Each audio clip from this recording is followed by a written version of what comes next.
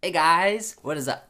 So, you guys seem to really enjoy my amp collection video I did a while back, and you guys have been commenting and asking I should do another one. And yeah, I thought about it and I was like, yeah, I think I have a few more amps right now. So I thought I would show you guys. And before I start though, I don't need this many amps. I just love sounding good and I love doing reviews for you guys.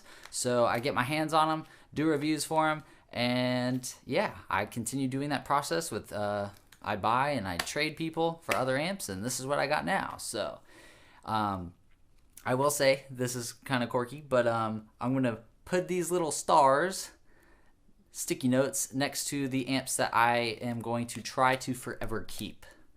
But yeah, let's get started. So, for starters, I have my Hughes Kettner Triamp Mark II, that is over here. I actually have two of them right now. I got a deal from one of my friends that needed to sell his, so I bought that one. And this is my original one that I've owned. That was owned by Tesla. And believe it or not, I'm actually selling it. I don't need two of them. So if I make enough money and I ever, do really financially well, then yeah, of course I would buy another one. But I don't need two right now. That's just unrealistic. And it's like owning two Ferraris when you can barely pay for one. So yeah, Hughes Kettner Triamp Mark II. It has electrode harmonics tubes in it, and I'm actually selling it to another guy that is a local friend off YouTube. So very cool. And over here, it's actually on its side, but this is the very few Fender Frontman 60B bass amp. I came across this online actually, and somebody was saying like, "Oh, I was selling this," and I asked him about this model, and I was like, "Where did you get this?" Because I've never seen one in store before, and even when I worked at the music store, I asked about them and they never had these. Fender actually made a small production of these, and I don't believe they ever hit stores. And I asked the guy about how he get this, and he got this through his girlfriend's brother used to work for Fender, and they used to test out the bass amps there. And this was one of the testing ones. And the serial number on the back, I believe, says number 2 or number 6. Literally 006, which is really cool. And I am super excited that I got this. See if you can see it. I don't know what size it was, but I am definitely keeping it. Look at that cool little star.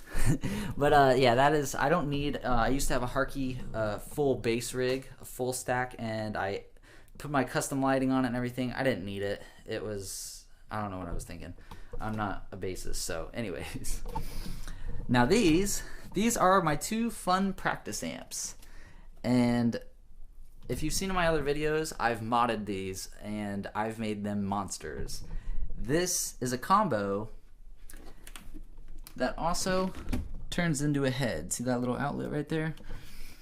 So this is a combo, and then whenever you plug it in, it's a head, and that is like just an awesome thing. I can take this to a random jam with my friends, and that's my head. Or if they don't have a cabinet, then I can just use it as is. It's not the loudest, not the best sounding combo, but I think it sounds great for what it is, and it's very simple. I don't need all these crazy effects. And then this is just the bigger version. And these were the very first amps I ever got that were considered like metal. They actually sounded really, really good. So I kept them, and I actually had 4 of them at a time, and that was my first half stack. I wired them all to be like split, and I don't know if my old videos ever had that or not, but they sounded pretty cool. And of course I've sold a bunch, and I've actually bought a bunch of them, and I just have an obsession with them. So, but yeah, so those two for sure I am keeping. Gold star. Yeah, they're definitely like they're so cheap that like they're not really even worth selling. So gold star, definitely keeping. And my favorite is they match the bass amp completely. So that's like my own collection of little cheap amps. Now this is a fun Fender Frontman as well, and you can see it looks very, very crappy. And that was the whole purpose of it. This is actually believe it or not, this is my backup head whenever we play live. This is also my bassist's backup head. I wanted a cheap, loud, good, can get by with the concert. I just wanted something reliable that would work every time. It doesn't have to sound the best. It doesn't need to be an expensive tube head. I wanted something that, like, if it breaks, I can, you know, or like if my amp actually breaks, I can just plug this in and I know for a fact it will work, and that's this. Now, I made it look really, really ugly, and for that purpose is I didn't know what the hell I was doing. I got carried away with spray paint, and it got all over the front, and I was like, fuck it, I'll just, you know, and that's what I did. So I call it Little Mercury, because it looks like Mercury, and it looks like junk, so nobody will steal it at a show. So cool. And yeah, that I'm definitely keeping because you just can't sell that, and it's like worth 20 bucks anyway. Now, this is a Randall RD20. This is a 20 watt tube head, and this thing is a monster for a tube head. It sounds great. I love it. If I did not have so many amps, I would actually be keeping this because it has clean, it has gain, it like has distortion, and it also has boost, and the boost in there is freaking mad crazy. They sell these for about 500 bucks. I believe they have 606s. I could be wrong, but they are just an awesome amp, and I'm actually selling that one, unfortunately, but I just don't need it. I will say, with my band, 20 watts is just not good enough for me. It's not where our band can play live with it. Some people will argue with me, but when it comes to clean headroom, I cannot get an amp that is 20 watts. That's a tube amp that is breaking up the way I need it to with my band. So unfortunately, the cleans on this one did not cut it out for me. The cleans are great, they just can't keep up with a loud drummer. So but yeah, this was the very first head I ever played our show with. We played it at a really shitty venue, and it sounded good, and I played it through a 412. So that one I'm definitely selling, unfortunately. Next, my new baby, EVH 5153 50 watts. I believe 6L6s are the power tubes, and this is the smaller down version of the 5153 full size, which I believe is 100 watts or 120 watts, and it's a huge 3-channel amp. This is actually 3 channels as well, but with the exception of there's less EQ, and there's actually still a resonance knob on the back.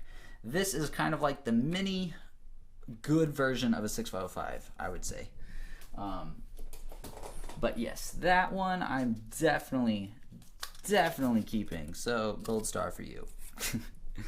And let's see. So here, this is my Bad Cat. This one I've done in my previous videos before. I actually customized it and took the back and made the back the front so it can breathe all the way through. This is a cheaper, more affordable Bad Cat. This is the China-made one, and they made these for about $1,300. 50 watts EL34s. It only takes like 5 tubes, and it's 2 channels, and it had reverb. The reverb broke, and it wasn't even that good anyway. But this is definitely like one of the cheaper, for what I got it for. It was just a mad good deal, and I just can't sell it. It's way too, like, it sounds like a good modded Marshall without modding the Marshall. So I'm definitely putting that gold star on that one. And below, 6534. Now, if you've never heard of a 6534, it is basically the exact same thing as a Peavey 6505, but without the power tubes of 606s. The 6534 is EL34s. That's the only difference. The only difference. The backs are all the same, the fronts are all the same. The only difference is the power tubes, which I thought that was super interesting. And these came out, and nobody had a hype for them, and I don't know if they still sell them or not, but I'm definitely keeping this one because for the reason of they are so rare to me. And I know a guy that paid way too much to get his 6505 modded, and he could have just gotten this, and it's the same thing. He got it modded to be with EL34s. I actually know several people that have done that.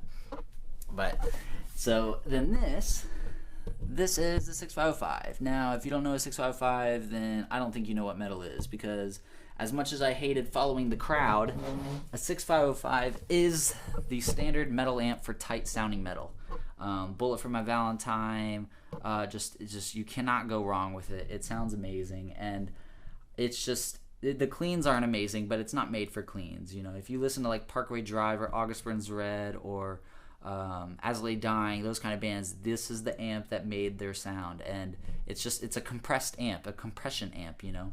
And 6L6s are the power tubes, and I know 5 12AX7s, but this is one of the most reliable amps I have on here. It is just amazing. The only thing is my rhythm guitarist actually has one already. So we have 2, and as long as he wants to keep his, I'm probably gonna sell mine because I don't need it. It is, if I was a rhythm guitarist, this is the amp I would use live. That's just the amp. I would not argue with it at all. It's just, if you want a good tone without trying to chase it and find it, this would be for our style of music. Yeah, that would be the amp I would use. So, but because I might be selling it, I don't know yet. It's a half star. But and I put these Pirates of the Caribbean theme just because it's an old and deadly amp, and then this one's more of the modern, you know, and then this one's just a little German gun, even though it's made in China. But now here's one of my favorite amps. This, actually, let me take my camera off the tripod. This is my Bogner Alchemist head, and this was the very first head that I ever got offline in person, and I traded somebody a Marshall TSL 100 for it, and he gave me cash with it too, which I was like, okay, I'll take it. I've never got to play Bogner before, and the moment I bought this, I told my friend Tim, I was like, oh my god, you gotta come over, dude, this thing is awesome. And it was really good for a while, and then there was a point where I thought it sucked, and then now I'm at the point where I'm like, it didn't suck at all, I just didn't know how to use it. But this was one of the very first tube heads that just became like my tone, and it just worked with me. It has a smooth but yet crunchy tight end. I don't know how to describe it. This amp is just, it's dark sounding, and I call it the Death Star. Reason being is because I made it the Death Star, and I actually do, whenever you guys see live videos, I actually take this logo out because my custom lighting remote is actually right here. But now this is the only, and I mean the only tube amp that I have with digital effects built in. I do not care for digital effects other than reverb, but this one has 3 types of delay and 3 types of reverb. And I do not like amps coming with that shit because usually they suck or they break, and like how I said, my Bad Cat reverb broke. I don't trust that. But this one actually is really good, and I love the pedal board for this one. It's just the channel, the effects, the boost, and it's just great. I loved it. Or I love it. This is actually my live amp. So Bogner Alchemist is my first real official live head. I know I tried the Randall, wasn't happy with it, but this one I've been using for most of my shows just because it has everything that I need. It has the delay, it has the boost. I haven't been putting anything besides a Crybaby and a Whammy DT in front of it. So very cool amp. I love it. Now we're going to go over here. This, oh yeah, I forgot. I'm getting stupid with this. Gold star. Alright, so Schecter Hellraiser Stage 100 head. This head is actually very cool. I did not know Schecter even made guitar heads. They just recently came out a few years ago, and I believe they already have pretty much went out of business with the amp heads, or they just stopped making them. I don't know if they were a limited run or not, but I did not see these in stores anymore. This is like a $1,700 head now, going for retail, and it's a very cool, unique head. It has active and normal, like how they always do, but it also has a focus switch, so tight, normal, 7-string, 8-string. That's very cool. It has 2 channels, and then actually with a voicing of UK and USA, and then it has a noise gate on here, which I think is totally needed with this amp because it definitely does hiss, like kind of like how Marshall does. And then you got a presence master, and it's 100 watts, and you can actually change it to 50 watts. And though this is like a newer company trying to do amps, I think they did a great job. Do I think it's kind of good enough for what I need? No, it's not. Unfortunately, just because of what I already own, it's just not up to par of what I'm doing. So I'm actually going to be selling it, but it is a great amp if you wanted your own tone with, you know, still being good. This is an amp, but you're gonna have to pay a little bit more for less, you know, because it's 2 channels and now they don't sell them anymore. But yeah, so I'm selling that one. Now this is my new Hughes Kettner Triamp Mark II.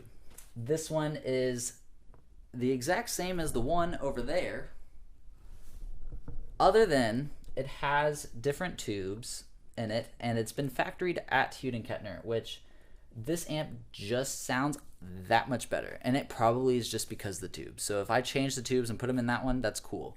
The reason why I decided to keep this one and put all the new parts in it is because this one actually has a date on it, and I kind of like the fact that this one wasn't owned by anyone like famous or anyone big. The one over there was owned by Tesla, the rock band, and it's been toured with like Van Halen, Motley Crue, all the other old rock bands, and that's cool and that's great. But I know it's already been toured, and I kind of want to rub that in on my own amp whenever like we play huge shows. Then I'll play with this, maybe. I don't know. It's probably a studio amp, but yeah, this is by far the best amp I've ever owned, and I'm saying that flat out right now. The second amp that's ever came close was a Mesa Roadster Mesa Roadster head, which I did in my videos a long time ago.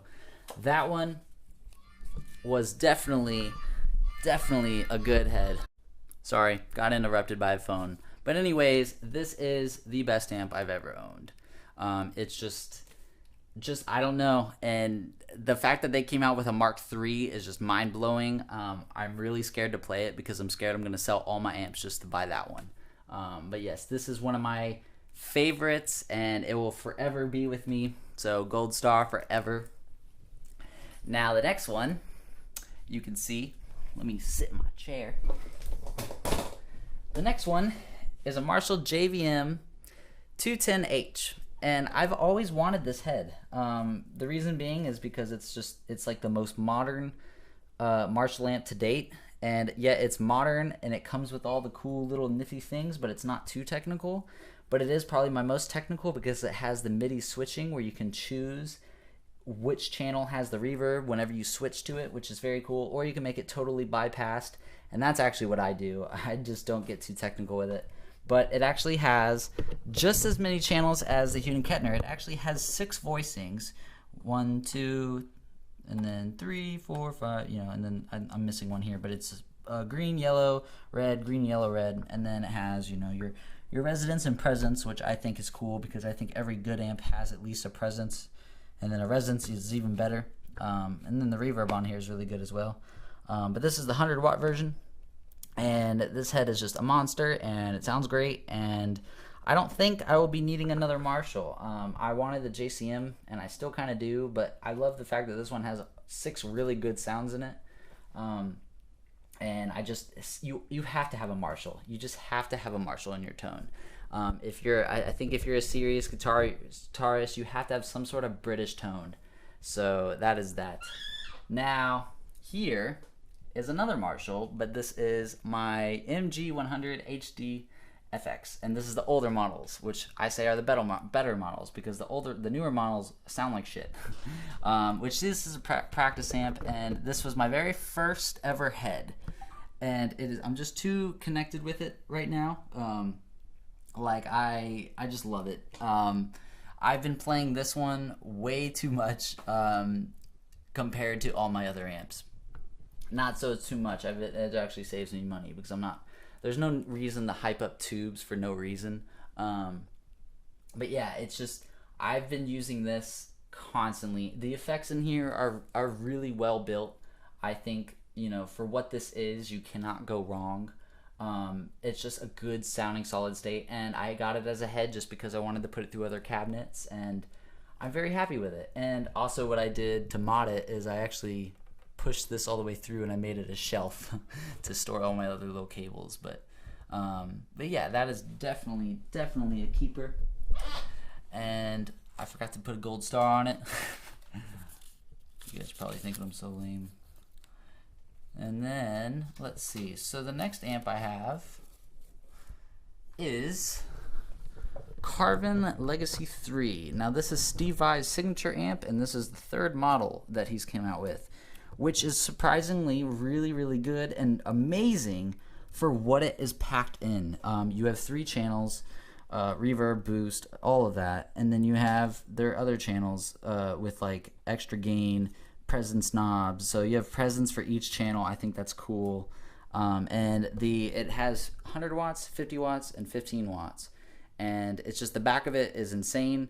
That's what I'm saying. This is probably the most versatile amp as far as features go, but yet being very simple. And the fact that it's this size and it doesn't weigh everything in the world, that is even better. Unfortunately for my tone, I don't know if I'll be keeping it because it sounds amazing with leads, but then whenever I go to play rhythms, I'm scared. I haven't tested it with the band yet, but I'm scared that it's not going to be able to hold up. It definitely has a mid-range you just cannot get rid of, which in Steve Vai's case, that might be an amazing thing. But in my case, I need to fit in with the band. I don't want to stick out all the time. So it might stay, it might not, but most likely will be selling. But it was a nice try, and it was fun, and I get to do a review for you guys. So, and then this guy is just kind of like my little fun jokester amp, Micro Dark Orange. It's a jokester amp, but it's very, very serious in the same time. It is 20 watts with 1 tube in it, so it's half solid state, half tube, and it sounds like a monster. And the good thing about this one is it comes with an effects loop, so unlike the other ones. So that is just a crazy good deal, and they are very loud. Now I will say this is not really a practice amp unless if you're jamming with a band. That is just, it's just not realistic. It's very loud, and you pretty much have to crank it in order for it to be loud, or for it to sound good. So, but definitely gold star. I'm gonna keep that one for now. And so, as you can see, if I put this star back, I'm keeping most of these, but I'm also selling. I'm selling 3 of them, maybe 4. But like every year I say this, I think my collection is done, because I have so much, and like I don't know, I didn't expect it, to get all these, but like you guys love my YouTube reviews, so I keep doing them for you. And now that I have this professional camera, who knows what else I'm gonna get in. There's even amps that I've had in the past that I want back just so I can see what they sound like on this camera and maybe help you guys out. But anyways, my album has dropped. Let me put a gold star on it for you. My album's dropped. You can totally check that out.